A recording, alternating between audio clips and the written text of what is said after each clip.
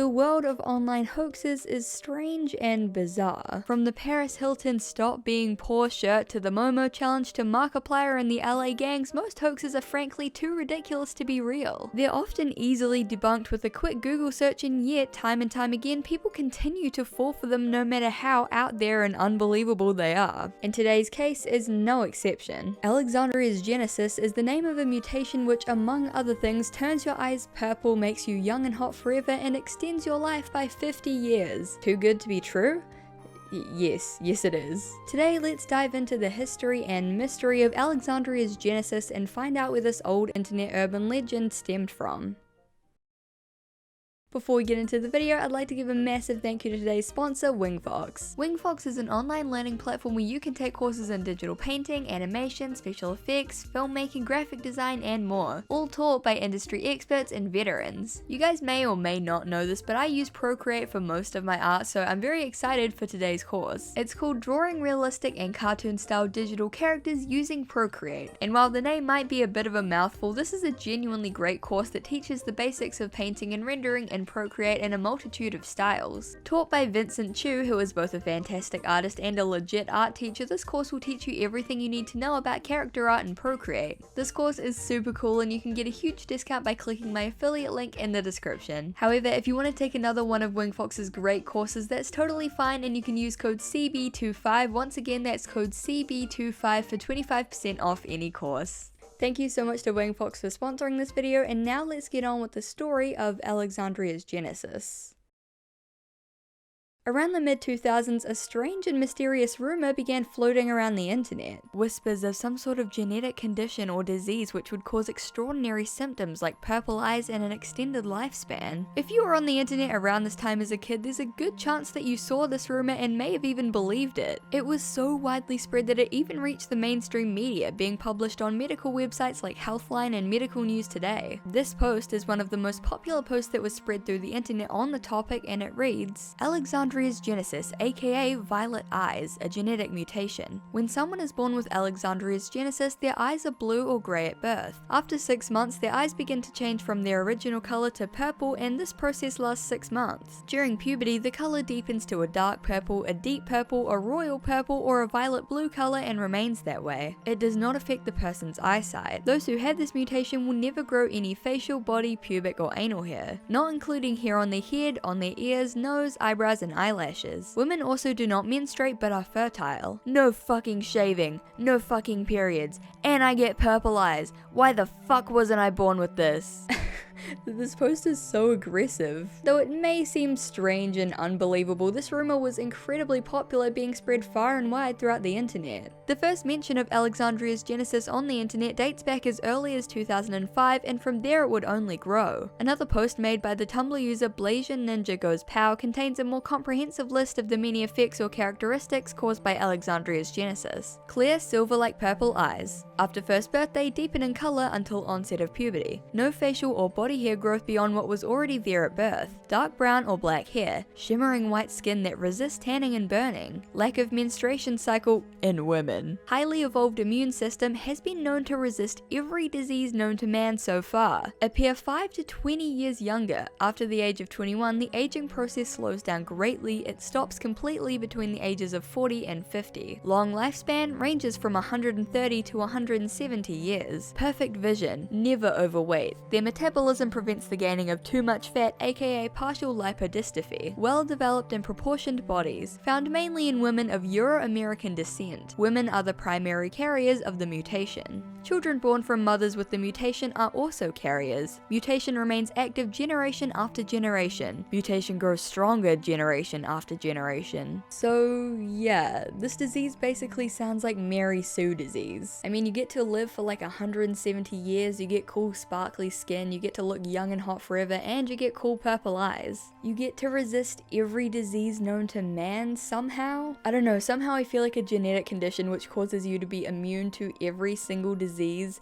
would be a little bit more publicized. I don't know, it just seems like maybe something that would, change the field of medicine and the course of humanity forever. But I'm not trying to be a hater. I mean, it could be real. A huge number of people were posting about it, and there was a lot of scientific and historical information available about the condition. A post from the website ygoy.com detailed the history of Alexandria's genesis. The first recorded case of Alexandria's genesis was a woman named Alexandria Augustine in 1329 London. Her parents, upon realizing her most distinct feature, the purple eyes, decide that she must be possessed and take her to a priest to have her exorcised. Luckily, the priest had heard of the mutation before and told the parents that nothing was wrong with their daughter. According to legend, after a flash of light over Egypt some odd thousand years ago, the people with purple eyes and very fair skin had appeared only to disappear north and were lost till Alexandria showed up. So there seems to be a lot of information and even history on the topic. Could it be real? Is there a kernel of truth to these strange claims? Well, many people believe that purple eyes really do occur in humans, though only those with albinism. However, those people would be incorrect, as the idea of those with albinism having purple or red eyes is actually a myth. Their irises lack pigmentation, making them slightly translucent, which means you can see the blood vessels at the back of their eyes. This, in combination with certain natural eye colors or sources of light, can give a purple or red appearance. Basically, it's just a trick of the light, and purple eyes don't occur naturally in anyone, albinism or not. So maybe people were confusing albinism for Alexandria's genesis. After all, they share many effects such as seemingly unnatural eye colors and very pale skin. And while I can kind of see the similarities, I guess albinism doesn't extend your lifespan or make you immune to disease. In fact, unlike Alexandria's genesis, which supposedly gives you perfect vision, those with albinism often have vision and hearing problems. As for the other symptoms, well, they're a little easier to disprove. Obviously, as far as we know, humans can't live to be 170, there's no genetic condition that can make you immune to all diseases, and there's no way to stop the aging process past 40. I mean, skincare brands say they can, but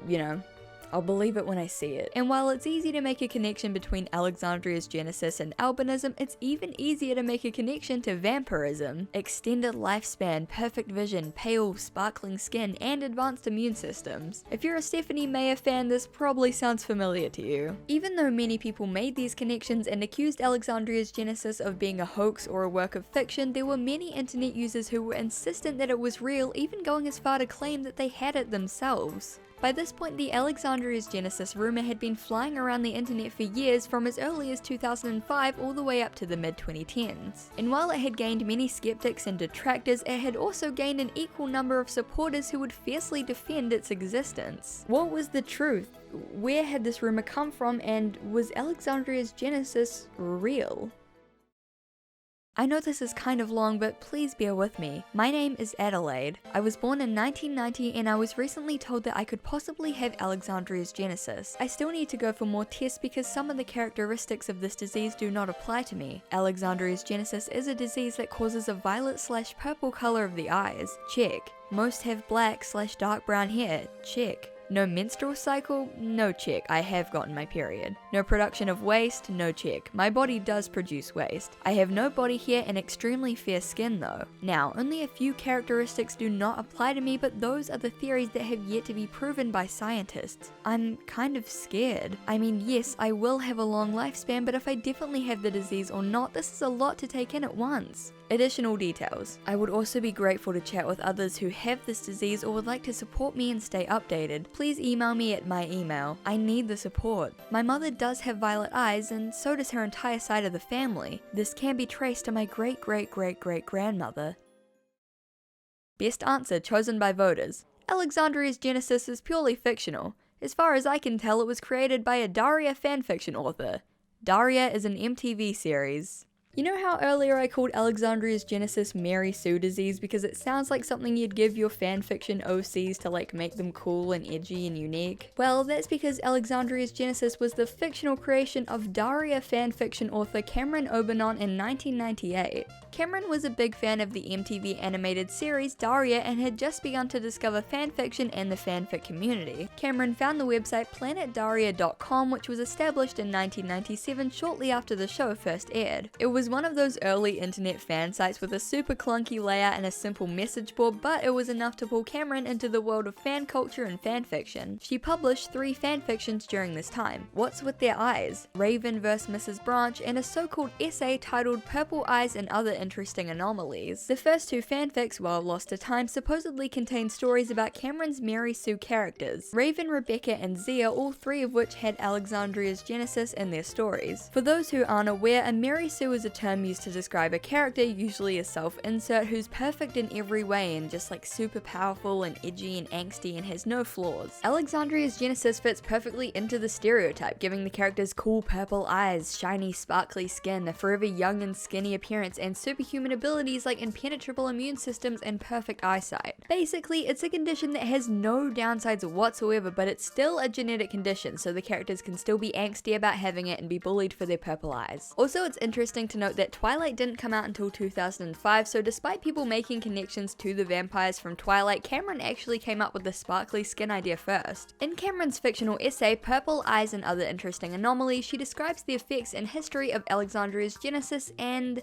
yeah, the rumor definitely started from this piece of fictional writing. All the details match up, from its discovery in the 1300s to its eye-purplifying effects. The piece is kind of written in that style that makes it seem like an official scientific document or some sort of research article. Like, it's obviously fictional, but it's written in a realistic style as if it was a real condition. I guess it's because of this writing style that so many people believed it, but given its ridiculous nature, it's pretty baffling that so many believed it for so long. And this is something that's baffled the author herself for years. Cameron Orbanon wrote a post on Tumblr in around 2011 titled Alexandria's Genesis, the Truth and the Fallacy. On the night of the 15th of December 2011, something I created under a male pseudonym when I was 19 turned up on my Tumblr dashboard. Something that I made up as a silly backstory for my 2 Daria-based Mary Sues, fanfiction characters who are perfect in every manner possible and then some. Something that, in turn, was a projection of my personal gender identity and body image issues that I was starting to confront in my 20s. This something, in the 15 years since I first wrote it, has taken a life of its own. This something was Alexandria's Genesis, a fictional post-human/alien genetic mutation I created in order to make my Mary Sues, one male, one female, more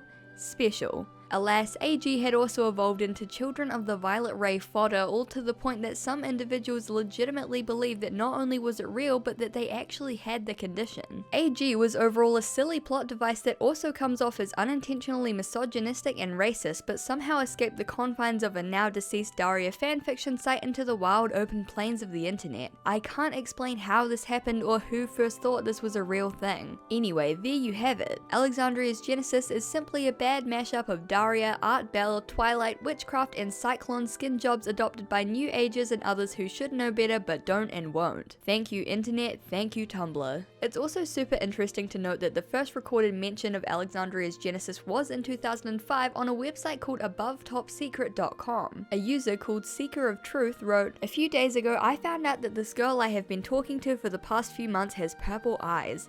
I didn't believe it at first, but one of her friends showed a pic of this girl and said that she does have purple eyes. I did research on this and found only one website calling this Alexandria's Genesis. I could not believe what I was reading. Here is some info from the website. And guess what website they link to?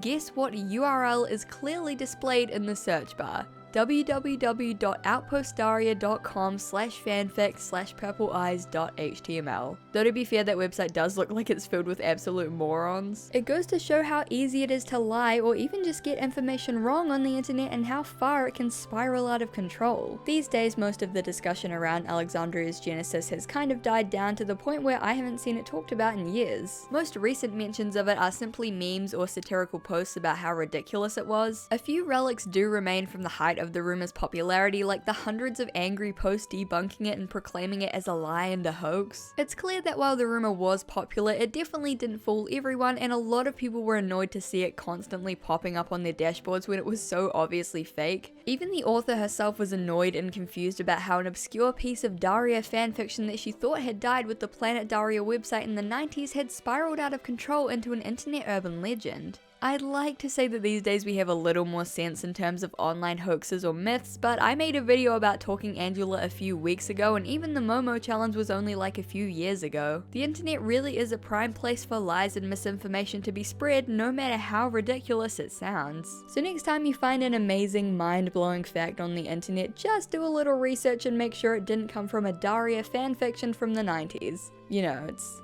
always good to check your sources. Thank you guys so much for watching. I really appreciate it. I really hope you enjoyed that video. Thank you for supporting and watching, and I really hope to see you in the next one. Bye!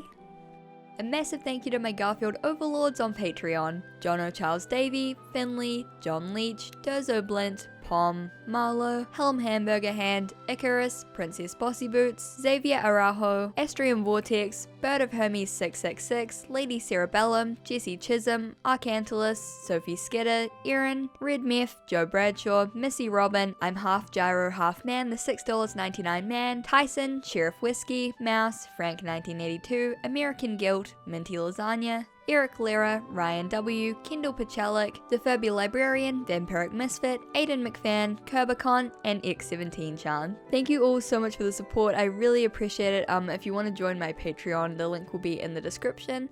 But yeah, once again, thank you so much. I really hope you enjoyed the video, and I hope to see you in the next one. Bye!